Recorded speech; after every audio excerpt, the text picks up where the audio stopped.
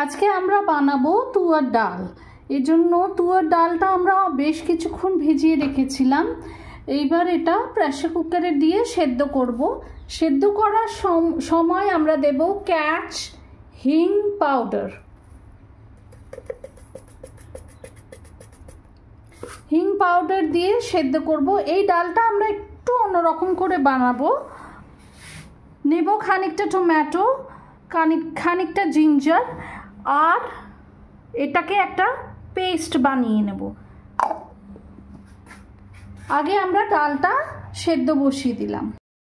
ডাল আমাদের একদম সেদ্ধ হয়ে গেছে।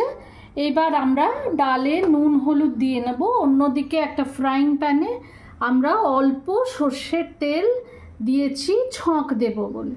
খুবই অল্প সর্ষের তেল দিয়েছি। তেলটা ভালো করে গরম হয়ে গেছে। এবার এতে দেব অল্প জিরে, অল্প সর্ষে, কয়েকটা শুকনো লঙ্কা এবং আমরা যে পেস্টটা তৈরি করে রেখেছিলাম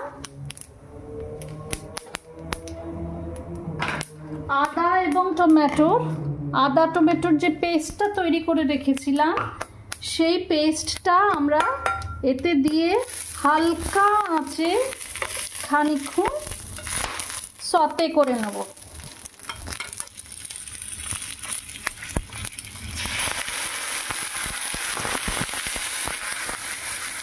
এটা একটু আমরা সতে করে নেব।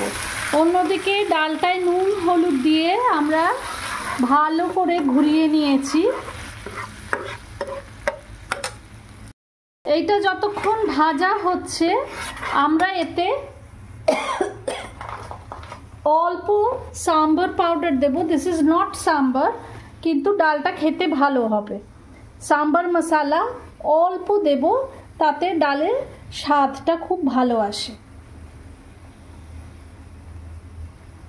কোনো ভেজিটেবলস দিইনি, তো প্রপার সাম্বার এটা তৈরি হচ্ছে না, কিন্তু তুয়ের ডালের স্বাদটা একটু অন্যরকম করার জন্য আমরা সাম্বার মশলাটা এর মধ্যে দিলাম।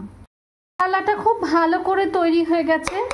এইবার এই মশলাটা আমরা গ্যাসটা অফ করে দিয়ে আমরা কুকারে ট্রান্সফার করে দিলাম। কুকারে গ্যাসটা অন করে দিলাম।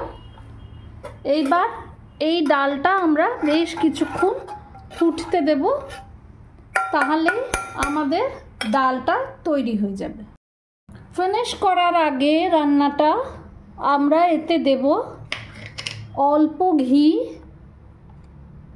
হাফ চামচ ঘি, যাতে ডালের টেস্টটা এনহ্যান্স হয়।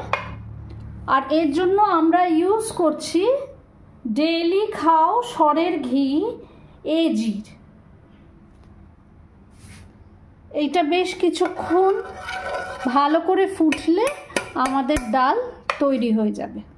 যারা চিনি খাও বা গুড় খাও তারা এতে চিনি বা গুড় অ্যাড করো। আমাদের তুয়ার ডাল একেবারে তৈরি।